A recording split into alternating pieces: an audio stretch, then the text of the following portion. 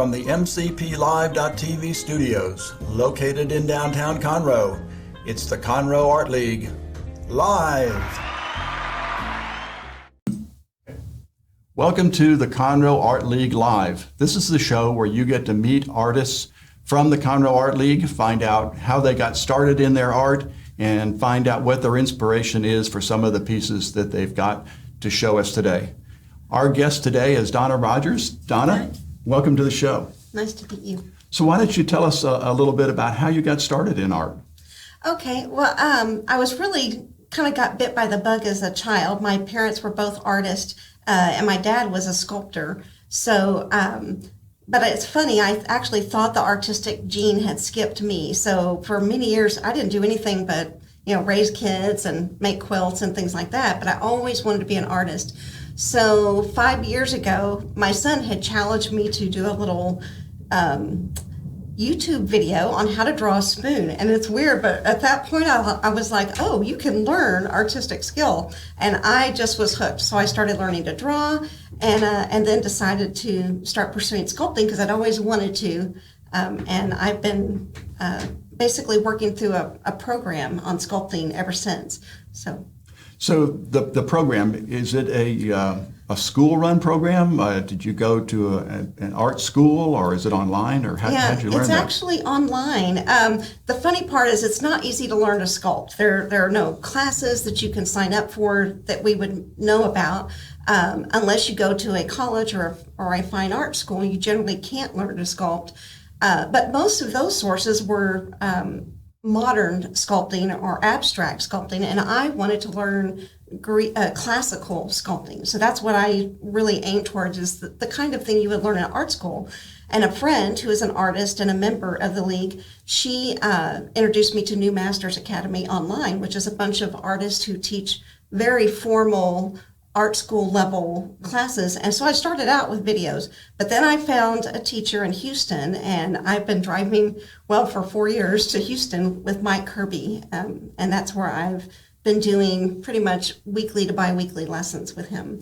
So since you're going all the way into Houston, did you give any thought to going to the Glassell School? I know they have a pretty active sculpture department. I did not know about it. To be honest, I started hunting online, doing Google searches, and I just couldn't find anything. And I didn't know where to look. I hadn't been involved with the art community, so I was kind of just online was the only place I knew to look.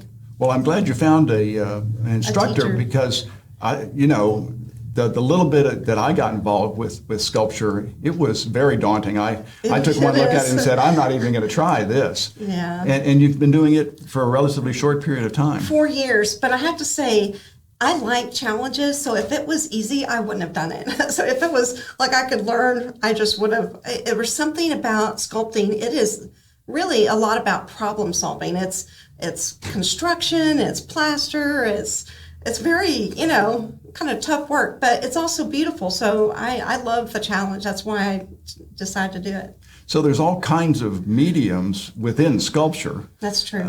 So are you specializing in one particular kind?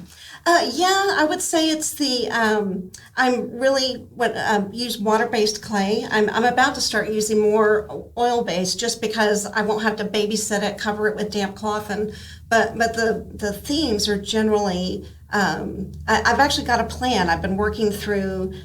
There's so many portraits I need to do, so I do busts, I do torsos. This year I've been doing reliefs. But my plan is for next year is to really work on figure sculpting. So this is where I get to take the little bit I know about sculpture and ask you some technical questions. Okay. So you're right. On the water-based clay, you've really got to worry about how it's drying and stuff. You do. So when you're doing a bust, is it hollow in the middle? Because I know there's a real issue on how things dry. Because what you see is not what you get when the whole thing dries out, right? Yeah, well, it depends on how you're going to make your final sculpture to preserve it. So if you are going to fire your sculpture, then you would build an armature and kind of stuff it with, whatever you can find in the house, tape it all up, and then you build your layer of clay over that. And so and I have, just for practice, done a sphere and then cut it apart, scored it, put it back together, and it was hollow. So that's what you would do if you were more ceramics and that sort of thing. But what I do now is it's pretty common is you just build your armature and start putting on the clay, get your shapes down, and then you do cast and molds, which are a lot of work. But that's part of my certification that I'm aiming for with New Masters is you have to do a certain amount of molds, and so that's the hard part. That's what slows me down. So what do you make your mold out of? Well, I start with I make a silicone layer, which is kind of captures all the detail of my sculptures, and then I have been doing plaster with fiberglass molds, but those are really heavy, and my teacher Mike has said fiberglass is better. So my last cast was very difficult, and it was a fiberglass cast? Oh, wow. Yes, I mean it was fiberglass mold, and it was. I had to be in the summer covered head to toe, and I still ended up with fiberglass every night. The cast and mold took me 3 weeks. It was the Arethusa, which is my tall torso. That one took a lot of work to cast. Do you wear a respirator? I did. Yes, I was covered everything I could cover. Masks, definitely. I don't want to, in fact, everything I've used, I've had to wear a mask for quite a bit of it. Even plaster, I don't want to, I mean, that was 65 pounds of plaster. So that was, there's a lot of stuff in there. I have a big studio where I can do the industrial type casting and molding. So I guess you don't live in an apartment or a condo? No, we live in the country out east of Willis here, and my husband's former office was a big guest house, and he eventually had to give it up to me because I started out in the back bedroom, and the next thing you know, I'm in the den, then I take over the schoolroom, and finally I've got his office is now my studio. I was doing an interview with somebody else, and it wasn't an art interview, and they told me that where her small business was, she said the same thing. This used to be a manufacturing facility for my husband's job, but he gave me a little place in the corner, and eventually I just expanded, and now we built a new building somewhere. I was like, honey, can I have the den? Honey, can I have the guest house? So yeah, that's where I am now. So you do your sculpture, then you do the mask or the mold. The mold. And then I guess if it's a 3D mold, you have to cut it off. Yeah, well, I don't, I never, because I do the silicone mold and then the mother mold, which is the shell, and then I pour a plaster cast, or I could pour a rosin cast, or any number of materials. I don't really have to cut the statue off ever. If I was going to fire it, which I did just by a kiln to start to practice that a little bit, so if I did that, then yes, I would cut it off and take out and I've done that with some of my early clay statues. I filled up stuffing, did my sculpture, and then I pulled everything out and hollowed my statues. Because if you're just going to let them dry as clay, they have to be an even thickness so they won't crack. And cracking was my big battle at the beginning. Yes. And so I actually and firing them is even worse. Yes, well, and so I think the next interview you guys will be talking to Carol Berger, and she has agreed to start teaching me how to use my kiln, so that I can start firing some of my sculptures so they'll be originals, which right now I'm doing all plaster cast. And then you're going to get involved into glazing, which is a whole other. I'm interested. Well, it's great though, because the more that you're learning and the new techniques and stuff keeps it interesting. I'm the kind of person, I got a lot of ADHD, and once I think that I've mastered a technique or something, I immediately want to go off and try something different. So that's great. That's funny you should say that, because I was thinking that exact thing this morning, like when is it going to get old? But I just don't think sculpting ever does, because there's so much to learn, and I feel like I barely scratched the surface. Oh yeah.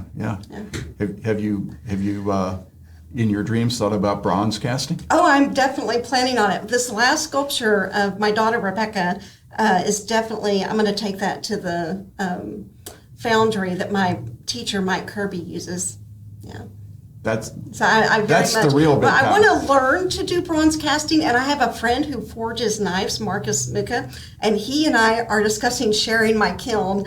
And so he's like, we need to do a bronze sculpture, even if it's a little bitty thing. And so we're going to try to do our own, as a project. Well, that's great, and I'm glad to see that your instructor has a forge place that he works with, because you really need a lot of equipment and people to help you with that stuff, because I've heard I've seen a couple of them done at Glassell, and I stand way back when they start pouring that stuff.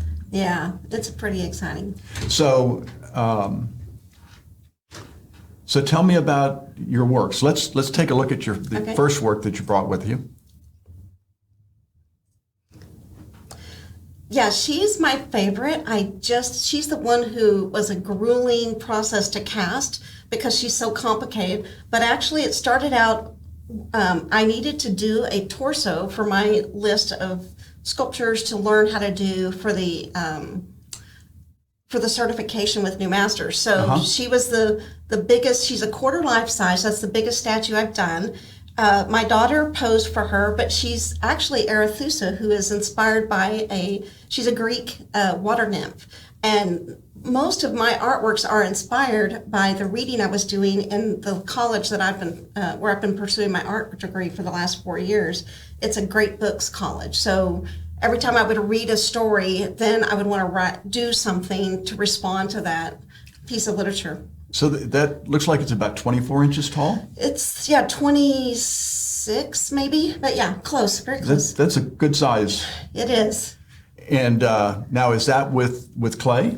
It was clay. In fact, that clay is drying in my studio right now, but she is my first cast. I actually intend to do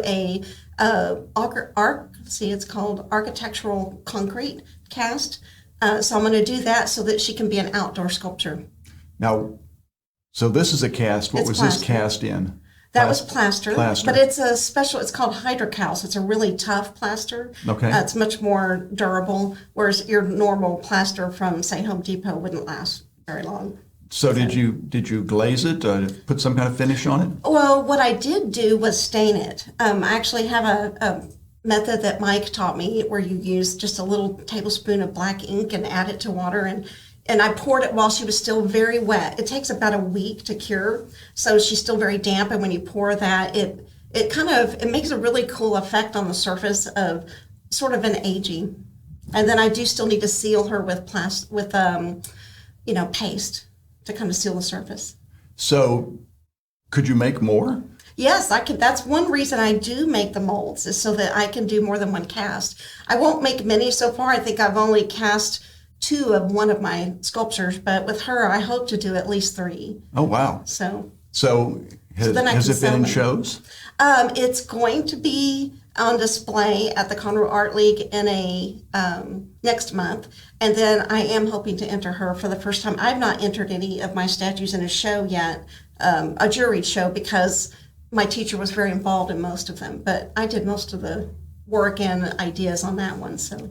Well, I'm going to have to come see it. For those of you who don't know, the MCP Live studio is only a block away from the Conroe Art League, and I'm definitely have to remember to go over and look at it, because that's fabulous. And boy, somebody who has just started and being self-taught, I'm really impressed. Yeah, she was fun. She's difficult, but I learned a lot. Now, you said your daughter was the model. Did you take pictures of your daughter and then work off of the pictures? Yes, well, it's kind of a combination. I do, every statue I do takes me about 6 months to do, because I'm working full-time and I was in school full-time. But, not full-time, but, all my time is taken up with that. So what I do with anybody, when I do bust or with Rebecca, I take photos of exactly to the front, the back, and the sides, and even above and below as best I can. And then they come into the house, or we go to the studio for a couple of hours. And then in between live sessions, I work with the photos. Because it would really sort of be hard for her to sit like this for. When we look at the next piece, you'll talk about hard. I mean, she didn't have to be with me very much. I think maybe 3 live sessions. But when I did the next statue that we're going to look at, my poor son had to keep his mouth open at a very wide angle for quite a while. So it can be tough. All of our family members get to be immortalized one way or another in our art. 100%. So having said that, let's take a look at number 2. Yes, Oh. I know. He's pretty scary. It's just really funny, because if I had not been reading Milton's Paradise Lost, that statue would have not come out quite that way. So tell me about this one. Well, so my son, Christian's the youngest of 5 kids, and he was heading off to boot camp. And so I really wanted to do a more dramatic facial expression, because my first bust was a pretty stoic, pose. And so I told Christian, I want to sculpt you so I can be near you and think about you while you're gone. And 'cause he's my like favorite one. He's like, got such a funny bone. The child who's never angry. He says, oh, I got the perfect pose. Well, hold on a minute. And then he opens his mouth wide with this horribly angry look. I'm like, no, that's not what I want to do. He says, take it or leave it. This is what you got. That is what you got to do. And so I took his pictures like I always do, and he was going to be gone, so he wouldn't even be there. But I was reading Milton's Paradise Lost, and I always want to, at that time, for most of my 4 years of sculpting, I've been wanting to make pieces that are related to Witherspoon's Great Books curriculum that Mark Cole runs. And so Lucifer was the unintentional protagonist of that story. And so the title of this piece is The Rage of Defeat, because Lucifer was defeated and he was angry about that. So he was plotting how to get back at God, and so that was the whole story.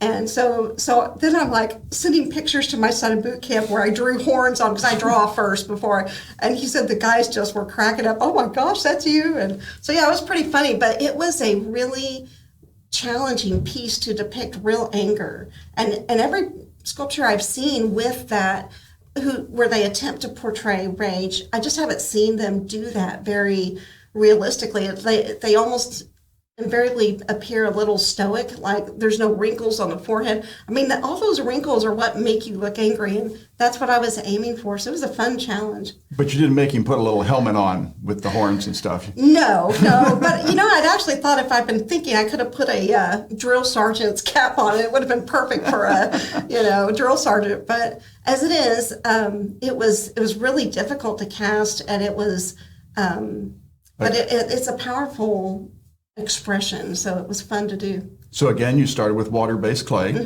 Built an armature, water-based clay. In fact, I've got a picture on my website at the gallery with little antennas sticking out, and those were the horns have to be attached. But I built it up with water-based clay, and then and did the same kind of sculpting I do for any bust. It was Christian's face, left, right. The fun part is, one of my requirements for certification was a imaginary creature or monster of some kind. So I actually added pointy ears, and I had a real fun time giving him a goatee. It's like you could hardly tell it was my son, my non-angry child, with his, goatee. And I tried to make it little, even goat-like on his face. It's very subtle features, but that's something I needed to explore, was how to do something from imagination. So if we can bring it back up full screen again, I have a question for you. Okay. And that is, now how did you do the wash on this one? Because this looks entirely different. Yep.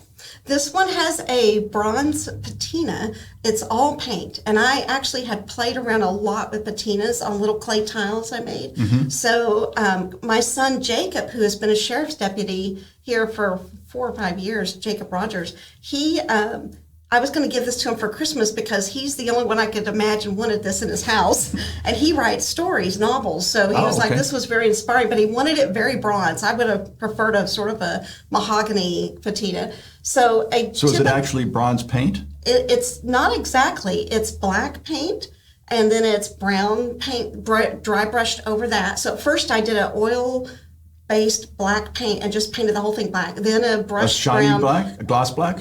Not particularly, no. I just wanted brown undertones. And then over that, I used an acrylic gold paint that was actually clear with little gold specks, and I just rubbed it all over it. By the time I'm done, it was shiny. And then I used shoe polish on that.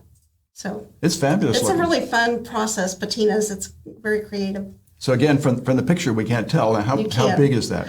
It's about 14 inches by 10 inches, very heavy. But 14 by 10. It's life size. All of my busts so far have been life size. And so it's solid. It is solid. Okay. Because it's a plaster cast. I actually plan to do another cast soon with a different patina because I don't care for the bronze, shiny gold. Do you have some kind of a metal inside of it? I do. Because it's got a very small thing. We actually made those, the plinths. My husband, he bought a router just for that purpose, but we use bolts. No, that's just our excuse to buy a tool. That's true. My husband is the tool guy. But we did, when I actually was building the armature, I had a big piece of plywood and heavy duty plumbing flange. and then okay. a steel post inside, and then all kinds of heavy duty wire to support everything while Yeah. we're working on it. Yeah. But when I transferred to this, I just have one simple bolt with another nut to kind of solidify, and then I drill a hole and place it on top. So is the platform on there wood? It is wood. Oh, okay. And I had to learn that the skills I've learned sculpting. I now know how to stain wood. I know how to, I've got my own power tools because I can't wait on my husband, and everything he uses is big. So I have my own small skill saws and other things to So the Dremel tool is your friend. I have learned to use the Dremel tool, particularly with the fiberglass mold. That was the first time I had to use a Dremel tool. That and cleaning up plaster casting. So, yeah. So now let's take a look at the third one. Yeah, so these are my friends Harry and Patty, and this year has been the year of reliefs. My teacher was like, Donna, you really need to learn to do reliefs. I was actually working on a bust of Harry because he just turned 90 this year, and they're like the grandparents of our church, and everybody adores them, every child, every college kid. And so I really wanted to do something kind of just to make sure we have that around. I really love him. And so while I was in the midst of his main sculpture, which I'm now working on quite a bit, my teacher suggested we do a couple relief because he said it's a really good thing to learn to do portraits. And faces are hard, but that seems to be what I always do. So I did Harry and Patty as a relief, and So that's actually at the gallery. Did you get some semi-solidified stuff and then just take his face and push it down in? No. We actually, again, took photos from profile, and we interposed both photos over each other. And reliefs are really cool because you basically draw out what you want of the picture. And it's sort of like when you're getting ready to paint, you draw the outline or the contour lines, and then you add your paint to make the picture. Well, for me, the clay is the paint. And so you take your foundation slab and draw out your picture and then start building up, keeping in mind the light. I always sculpt on reliefs with the light shining so I can see what are the values I'm getting from the angles of my clay as I'm, basically it's the struggle of two-dimensional drawing with three-dimensional sculpting, and it's really fascinating. I love it. So again, water-based clay. Yeah, all the little tools, the little scrapers. I do have lots of pointed little tools. And with this one, whereas with my other sculptures, I used bigger modeling tools. With this one, I use really, like I've even been using some wax steel tools for wax sculpting. So I'm trying to sculpt small details is way more difficult to me than doing full life size. If you make a mistake, can you just add a little material back and try it again? Oh, yeah. Oh, well, with this one, with clay, you can add and subtract whatever you want. If I was doing stone sculpting, which my teacher is actually a stone sculptor, so his approach to reliefs was build up a slab, cut away, whereas the one I'm doing right now is actually build a slab and build up. So either way, I guess one of them is more traditional. See, that's what I thought you were going to tell me that you did. That's why I was making the face and the thing joke. Yeah, no. So you built this up, and then the relief is actually poured onto the mold and then taken off. And since it's the counter to the raised sculpture, you end up with a relief. Yeah, well, actually, when I'm all done, I have a slab with a three-dimensional, it's all sticking up, raised. And then I make a silicone layer over that does capture the opposite, so it is hollow, and then when I make a mold to pour the plaster into it, so the plaster cast comes out looking like the original. So they're both raised. Oh, so it's a three-part.